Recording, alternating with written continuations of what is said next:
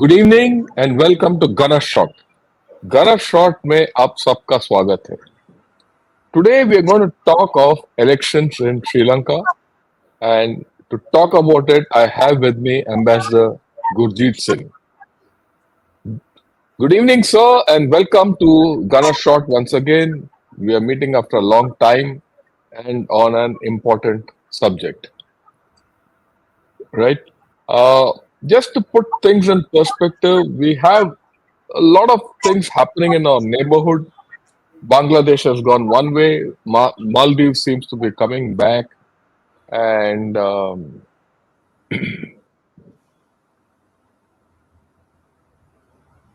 yeah. So Maldives is getting back into the fold slowly, and Sri Lanka is now going into elections. So I thought we'll discuss the elections in Sri Lanka, which are coming up from 21st of September. Just to put things in context, Indeed.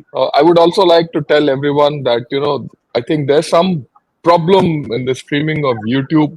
So there might be issues, but notwithstanding that, we'll go ahead with the whole story, sir.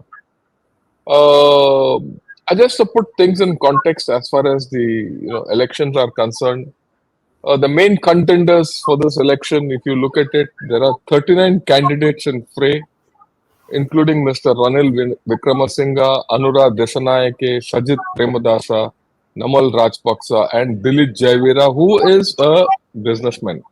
So the scene is quite confused and broad.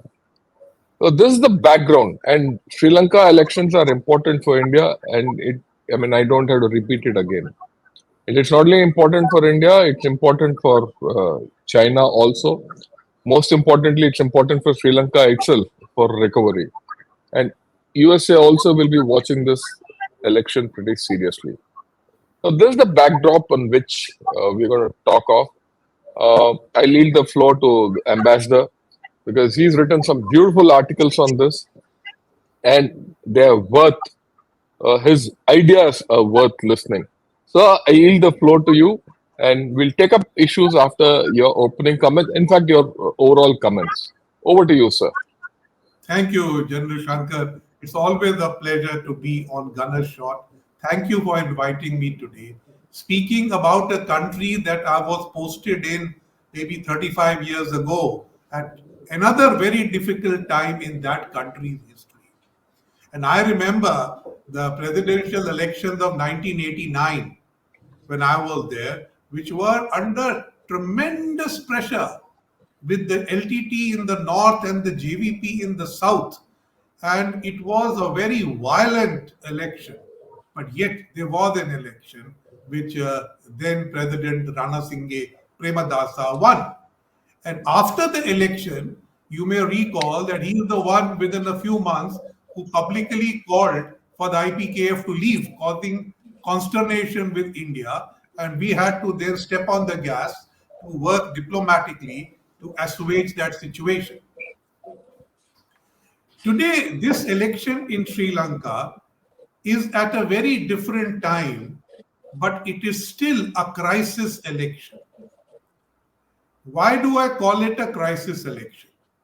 The last presidential election was in 2019 when Gotabaya Rajapaksa, the candidate of the SLPP, won with a handsome majority of about 59% of the vote. And Sajit Premadasa was not a candidate at that time. He was a candidate, he was not a valuable candidate, 20 odd percent of the vote, but not in the presidential election. So Sajit Premadasa actually got 20 plus percent of the vote in the parliamentary election which followed and became the main opposition. Now,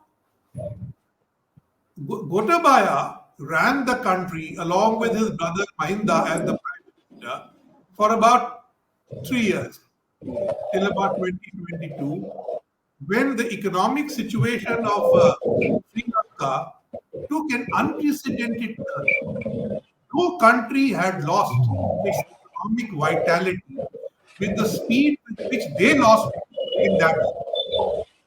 As a result, with hardly any foreign exchange reserves, no export earnings, banks running out of cash, devaluation setting in, Sri Lanka went to the IMF for the 17th time. Now, in South Asia, only Pakistan has been to the IMF more times. But for a country which used to be very well managed, Sri Lanka indeed showed very poor responsiveness to good economics. Now, when Mahinda quit, Vikramasinghe, who was from the United National Party, which had been one of the leading parties of Sri Lanka, was reduced to one seat in parliament. He was appointed prime minister by consensus to see the country through. But when the public protests became very severe, Gotabaya Rajapaksa also had to resign. He quit the country, went to Singapore, and resigned from there. When he resigned, now the Sri Lanka president. But unlike Bangladesh, they did not dissolve their parliament or start hammering the political parties. They adopted Article 40 of their constitution, which said in such a situation, parliament should get together and elect. So, as a consensus candidate, Singh, who had one member in parliament, was declared the president. Now, Ranil's cabinet had a large number of ministers from the SLPP of the Rajapaksas. But he also had people from the MEP of Dinesh Gunawardene, who was the Prime Minister, and some from the old FLF. In 2.5 years, which is the remaining term of Gotabaya Rajapaksa, which is what Ranil was elected to do, and under Article 40, an election must take place at the end of 5 years. He has managed to resurrect the economy. India itself gave $4 billion and lots of food, fertilizer, fuel to bail Sri Lanka out. The target of the central bank was to reduce inflation to 5%. Inflation has actually come down to 0.5%. The foreign exchange reserves, which were about 1.71 billion, are now up to about 5 billion. But there is still extreme poverty and lack of earning capacity. So while Colombo looks better, in the rural areas, for instance, somebody requires medicine for a month, they are only going to the chemist and buying it for 2 days and waiting for more money to be generated. And the same goes for food. So the situation statistically is looking good. On the ground, people are still very unhappy. The IMF says that Sri Lanka has done a great job, but it requires very great persistence and commitment. Because there is still 2.5 years of the IMF program. So whoever becomes the next president is still bound to that program and cannot simply spend the money on welfare. He has to follow that program. So that is a constraint on the new president who will be elected. So if the political system in Sri Lanka had collapsed, they would have probably just said, let Ranil Singh continue for some more time and be done with it. After all, he has good relations with India, with China, with Japan, with the US, domestically carrying on. He is not seen as a political threat, but he is doing a job which Sri Lanka requires. But the election has to be done. So the option was that the SLPP, which basically had backed Ranil to be prime minister and then president, though he's not their member, wanted to back him as their candidate for president. So, how do I explain this? This is something like the Congress saying that I will take Lal Krishna Advani and ask him to be Prime Minister for some time. It's as odd as that, right? But within the SLPP, which, mind you, is the largest party in Parliament, there was a split in the Politburo. Half the people said, having backed Anil so far, why are we pulling out now? So we must back him as our candidate. What they did not say was that you have to take so many hard decisions to implement the IMF plan. Why take the onus on yourself? Let him do it. But the other half of the Politburo said no. If we do this, we will be finished for the parliamentary elections to be held next year. So we must have our own symbol and candidate. So their candidate, by the way, is the blooming lotus bud. So they chose a businessman, I think it's Abhika Pereira, to be their candidate. Now, this made no political sense. After a few days, Abhika Pereira decided he did not want to contest. He believed that his feng shui was all wrong. In Sri Lanka, astrology and all this plays a very big role. So he said, my feng shui is all wrong. My family is already suffering. And I think he was anxious that he owns many casinos and they would come under extreme financial scrutiny if he were to be a presidential candidate. So he withdrew. But the SLPP decision to have their own candidate remained. So they drafted in Namal Rajapaksa, who is the son of Mahinda Rajapaksa. And he was a youth affairs minister in the Gotabaya cabinet, but one of the early people to be evicted when rioting had broken out. So Namal Rajapaksa is now the candidate of the SLPP. But in the last 2 months, SLPP has not scored more than 4% in any poll. And after Namal's name was announced, they have only scored 2%. So if the poll is of any significance, the SLPP is not a significant player in the presidential election coming. The SLPP, as you may know, emerged from the old SLFP, Sri Lanka Freedom Party, of the Bandaranaikes. And it is Mahinda Rajapaksa who broke away from Chandrika Kumaratunga and formed the SLPP. Now, if you look across, there is the United National Party, the UNP. So UNP and SLFP were the two big parties in Sri Lanka. Now the UNP, of which Ranil Wickremesinghe is a leader, also had a split in 2020 after the last presidential election.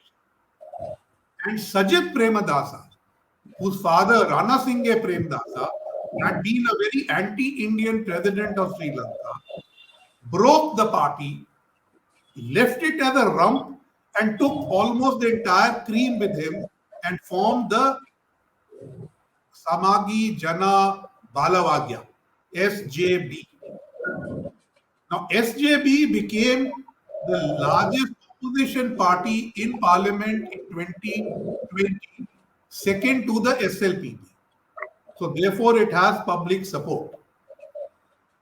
Now, SJB has nominated Sajid Premadasa as their presidential candidate. They have also got the support of 27 other parties in a coalition. These parties include the Sri Lanka Muslim Congress, some Tamil parties. Interestingly, they include former Army Chief General Mahesh Seneviratne. No, not Seneviratne. Okay. So since you mentioned Field Marshal Sarath Fonseca. He is an independent candidate.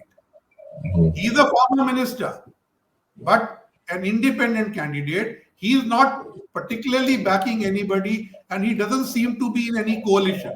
Unlike General Mahesh Seneviratne, who's in the coalition backing Sajid Premdas. Sajid Premdas, okay. Now, next comes Ranil Wickremesinghe, the president. So he was among the first to declare his candidacy, hoping the SLPP will back him. The SLP did not, as I told you. But he has got, I think, a 34 small party coalition backing him. Now, among the people backing him are elements from within the SLPP who are not towing the SLPP line. Professor G.L. Pires, then Alpudua, and others who were still SLPP members, but they have small factions. They are part of Ranil's team and his cabinet. Same with the SLFP, the Rump SLFP. Some members are in his cabinet and back him. Prime Minister Dinesh Gunawardene, who was in the side of the Rajapaksa, but was appointed Prime Minister by Ranil when he became president, is managing Ranil's campaign. So the SLPP coalition is broken. And some of them are with Ranil.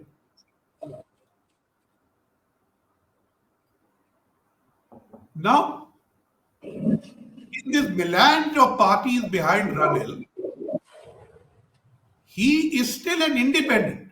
He is not a UNP or anybody's candidate. He is running as an independent. And now I come to the other major candidate, who is what is called AKD, Anura Kumara Dissanayake. I think he also contested for president last time and got, I think, 3% of the vote. And his party, the National People's Power, has 3 seats in the current parliament. But Anura Kumara Dissanayake is the man to watch. Because in the pre-election surveys, he was running anywhere up to 43% of the vote and leading as number 1. Now, what is the National People's Power?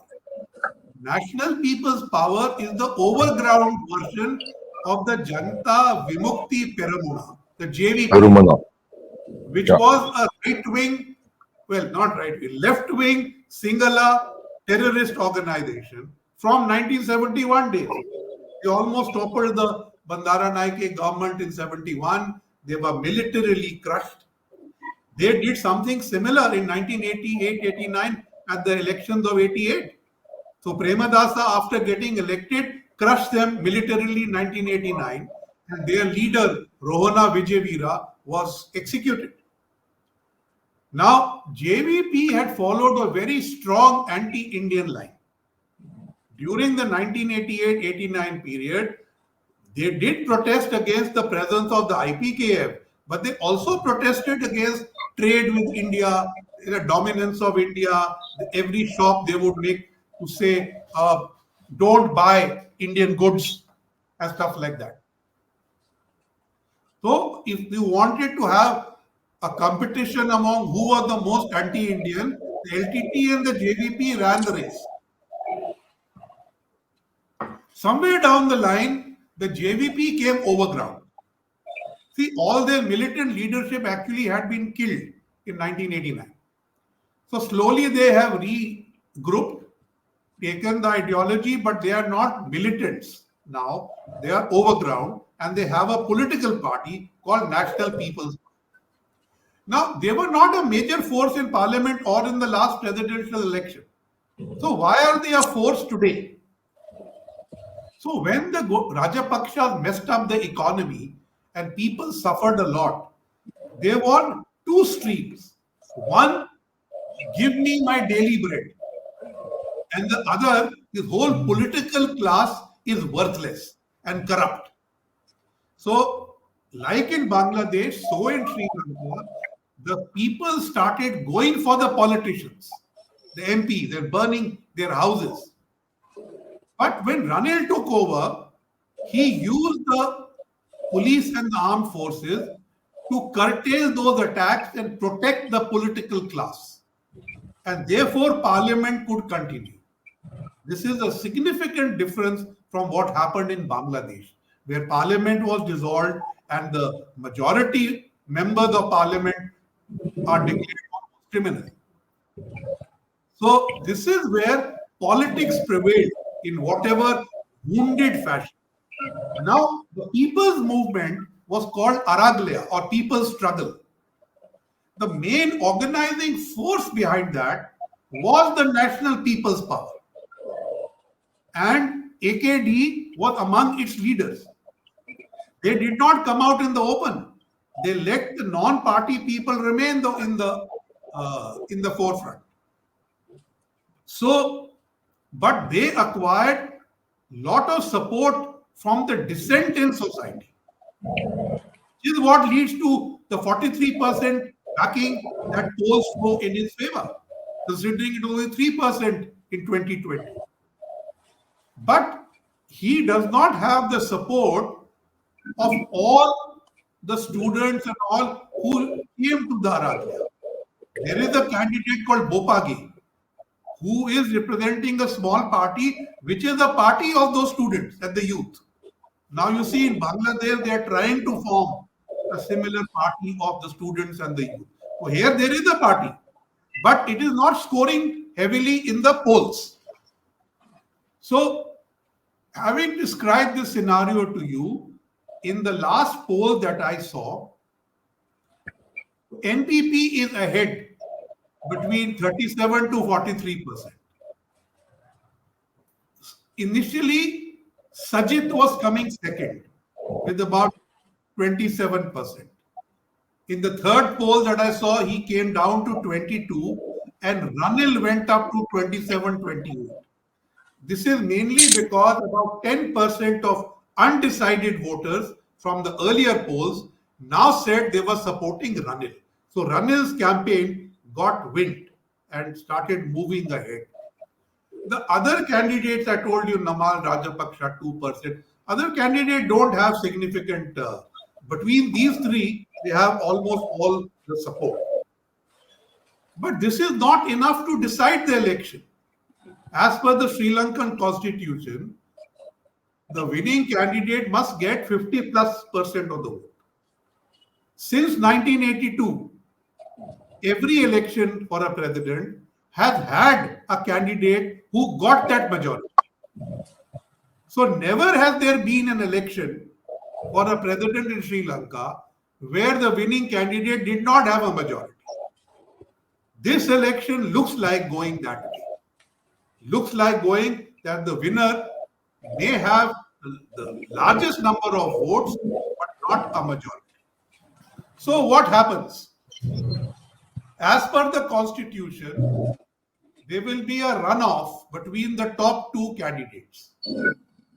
So all the other candidates, I think you mentioned 37, right? 39. 39. So all the other candidates, their votes, second and third preference votes, would be counted and given to the top two candidates to decide till such time as a winner emerges. You count the second preference votes, see, if you don't get it, you go to third preference votes. So every voter has the choice of three preferences to be marked.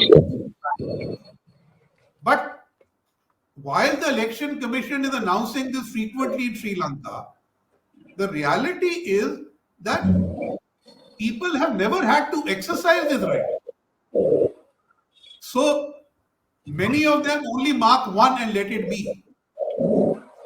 Is there enough political maturity now to understand that second and third preference votes are important, must be cast? That is where the political education will matter.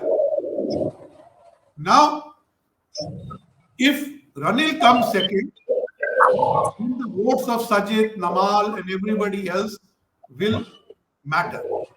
Now, and if Sajid comes second, then Ranil's votes will matter.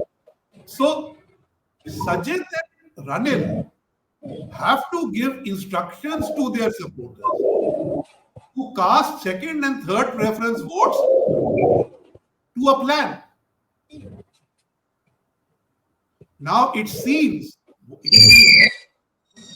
that Rajapaksha's SLPP will prefer Sajid as a second preference, not Anil. Why? Because Anura Dissanayake, if he wins, has the potential of uprooting the SLPP base in the rural area. So they would prefer that he not win. Ranil does not like Sajid because Sajid basically stole his party. So he wants Sajid to lose. So even though they don't like the JVP, the NPP, it is quite possible that the Ranil coalition may give second preference votes to Anura Dissanayake with the sole intention of defeating Sajid. My friends in Colombo tell me that while this election may be the first to be decided on second and third preference, it is not easy for party leaders of coalitions to simply transfer the vote to a second and third preference candidate. It may lead to splintering. For instance, the traditional voter who's urban and middle class who backs Ranil is unlikely to vote for the NPP because this is the antithesis to them. And NPP has a large amount of poor people support, not the middle class and the richer people of Colombo or the cities. So this urban-rural divide is there. Some of that vote of Ranil, in case he comes third, may actually go to Sajid.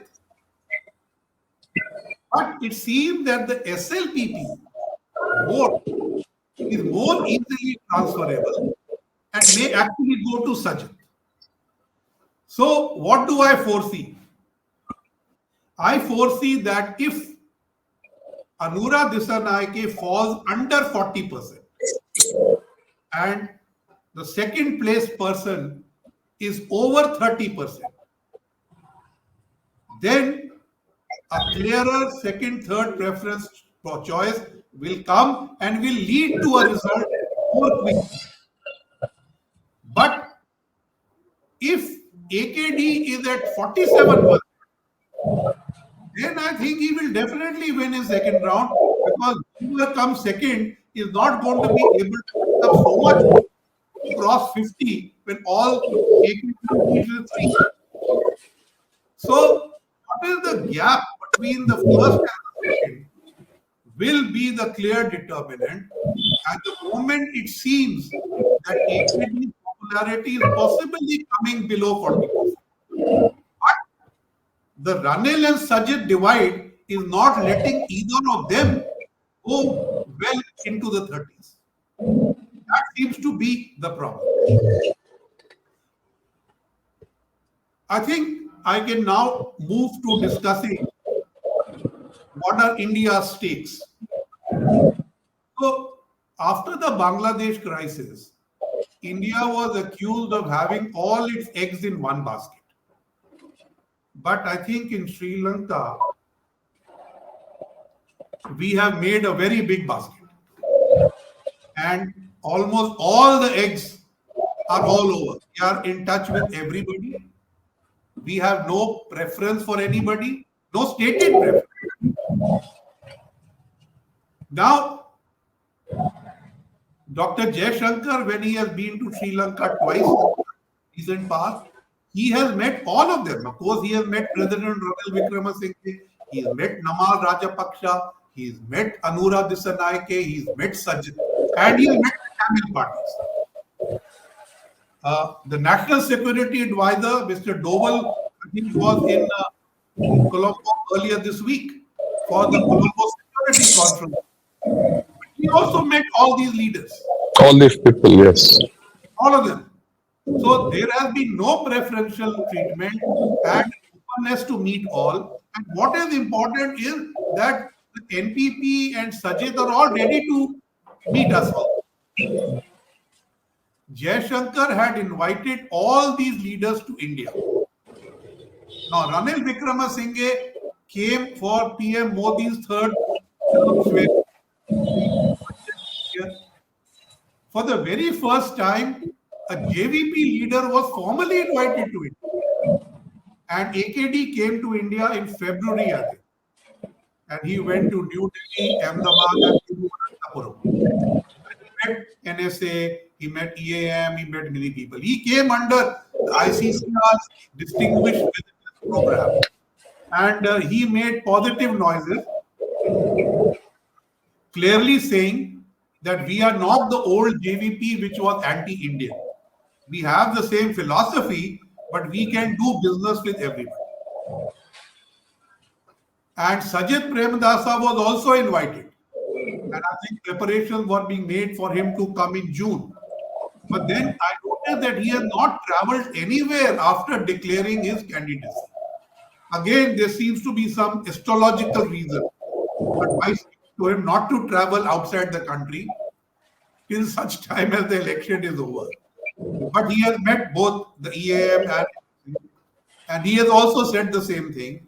So he is not trying to carry his father's legacy, but he is trying to have a new furrow. And Namal Rajapaksha has also been invited, but he has not come. The thing is that among all these people, there is respect for India and the manner in which India conducted itself when Sri Lanka was in dire straits in 2022. At that time, given Sri Lankan behavior, there was anxiety. India may not come to their rescue. But though China did not, India did much more. Yeah, I did. Nobody anticipated with currency swaps. No, I told you earlier about $4 billion of credit. So, I mean, it's a huge amount of support. So, even today, when I talk to people in Sri Lanka, including some who were never my friend, they all say, yes, India really stood by us. Now, this is true of the clergy, the Buddhist clergy. Some of them support Ranil, some support Sajid, but there is a Buddhist monk who's a candidate as well. But I think they also now are in line that India stood by them at a time of difficulty. India is not interfering in their politics, and India will deal with whoever is elected, showing no preference, which is a good space to be in for a change. Normally, elections in South Asia throw up anti-Indian sentiment in the electoral process. This time, that is missing. India is not is not drawing nationalist sentiment. But I think there are environmental groups who are perturbed by certain Indian investments in Sri Lanka and are raising them. But I think those are more like pressure groups for now. But I think while we are playing a straight game in the politically engaging Sri Lanka, I think on the economic side, while India for projects and Indian FDI is welcome, it will be better to remain above board in our dealings there and not be accused like the Chinese of playing underhand game. Now, Japan is important as the lead giver to Sri Lanka. China is very important as also a main creditor and supporter for projects. China resists Sri Lanka telling them what to do with their visiting ships and submarines. Now, India has laid out red lines and explained it to all the candidates. India wants a stable Sri Lanka. India wants Sri Lanka to economically progress. India will continue to support Sri Lanka's development. But Sri Lanka must ensure that India's security is not threatened in any way. And that is important. In this, China comes in. I think Sri Lanka, given its indebtedness to China and the basic desire to keep balancing India, will not ban Chinese ships, even research vessels, submarines from visiting, but may request them not to do anti-Indian activities around them. That is neither here nor there, but this is something we have to learn to live with. We should use the Colombo Security Conclave. We should use BIMSTEC to revive a wider alignment of Sri Lanka with our regional preferences. They become a part of those efforts as well. They are currently the chairman of the Indian Ocean Rim Association. India is the vice president. We should continue to support them till we take over in 2020. So this election, one of the most interesting elections in Sri Lankan history. And for a change, India does not have to show anxiety about who wins. Thank you. Thanks a lot, sir. I think that was a very well laid out presentation on what's coming ahead in Sri Lanka. Let me recount a few important things and then I will talk a bit. Uh, First thing, I think you're on the mark when you say it's a very interesting election which is going to play out in Sri Lanka. It's not only interesting, it's also important for Sri Lanka, for India, and for the region. But like you said, India has its bases covered. We are dealing with all parties, there's no doubt. There's a fundamental thing which you have brought out. You brought out right in the beginning, and I want to highlight it to all our viewers.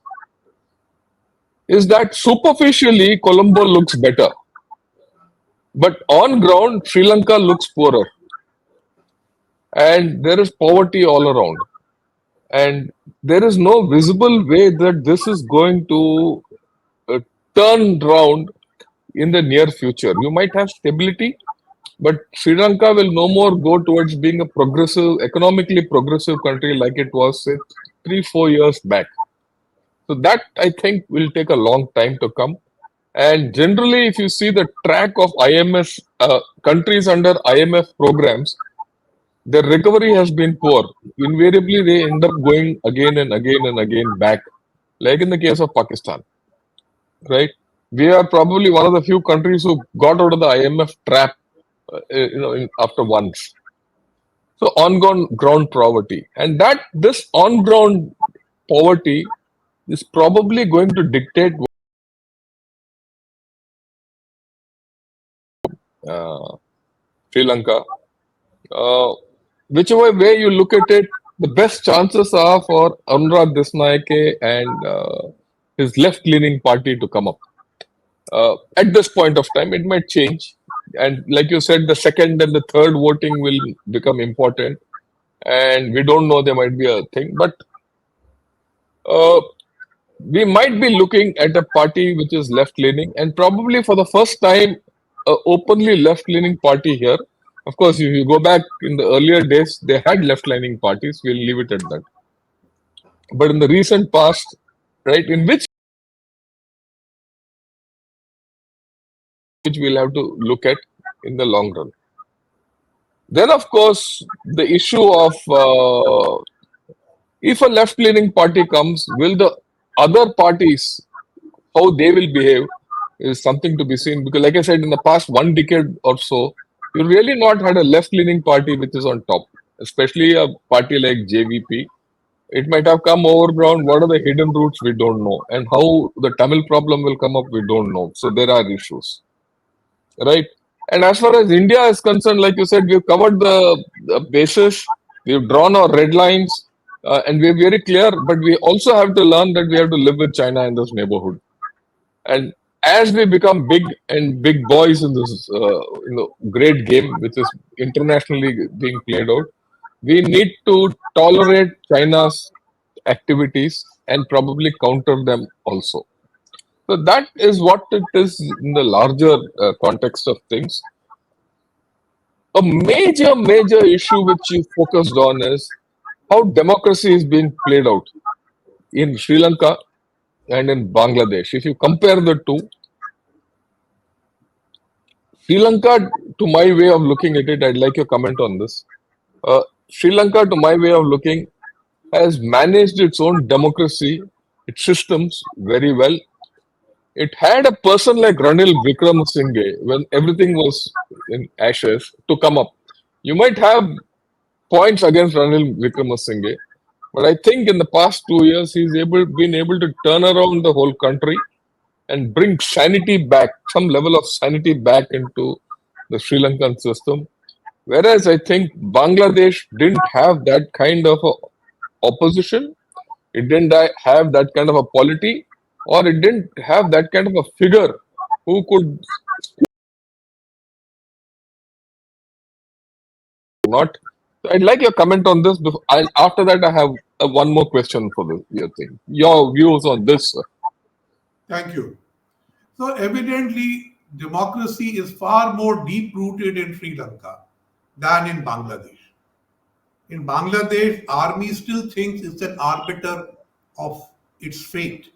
But after old experience, the army doesn't seem to want to be in the front to actually operate and is now taking support of what it calls our independent people. That is because it does not get along with any part of the political class. Whereas in Sri Lanka, the political class, despite being under attack, stuck to each other. Here, the elements in Bangladesh or the political class are conniving in trying to annihilate the Awami League. So, it's a difference. The divisiveness is very vast there. It is not as if the SLPP had been kind to the other parties in Sri Lanka. But I think when the chips were down, they all came together and made parliament function. Now, today in Sri Lanka, supposing the Yunus administration had been endorsed by parliament, its political strength would have been far bigger. Yeah, So, I mean, there is just idea to think about. yeah, I completely agree with you to that extent. Even the legitimacy of the Yunus government is at stake today because it's really not a government. It's a government of public choice, but not parliamentary choice. So An there's a big administration, difference in that. just Yeah, an administration. right.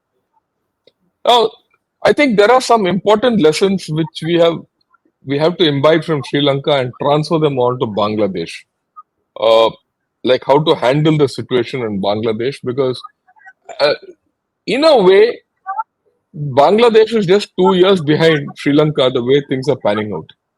And probably what we have learned in the past 2 years from Sri Lanka, it would be well worth the while to start applying them in Bangladesh, although with a difference.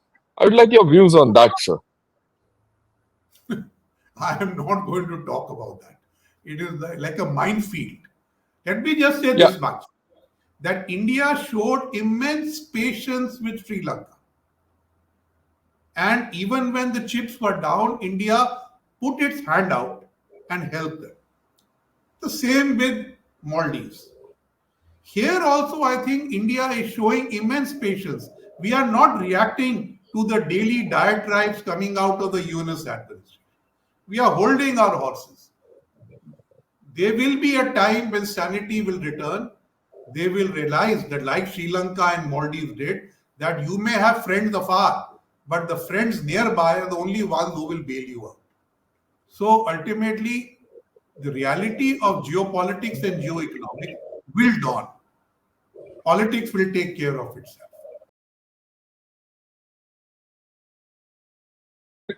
if I may put it in, we showed strategic patience with Sri Lanka and Maldives. It is paying off. The lesson I will take from both these is that we need to show the same strategic patience towards Bangladesh. Correct. So let the steam out and things. In the case of Bangladesh, there are allegations of attacks on Hindus. Hindus. Now, So that's an emotive issue, you and there's a see, major issue in that also. 30 years ago, when the Tamils were being attacked in Sri Lanka, there was similar concern in Sri Lanka now. So that is a saving grace. It is normal Yeah, politics taking place. yeah, I agree with you, sir. So that is an issue with Bangladesh, but we have to show a greater degree of strategic patience with Yes, Bangladesh. yes, I The agree. second thing which I hope Bangladesh sees for itself is the value of democracy and the value of trusting your neighbor rather than trusting outside powers. Because Sri Lanka's present condition largely is due to the fact of trusting China a little too much and thinking that India doesn't matter. And ultimately, it has been proven that India matters. The same thing is also playing out in Maldives. And I think Bangladesh will do well. The lesson from Sri Lanka and Maldives for Bangladesh is trust your neighbor. He's better than a faraway friend. I'd like your view on that. I fully agree with you. I fully agree with you.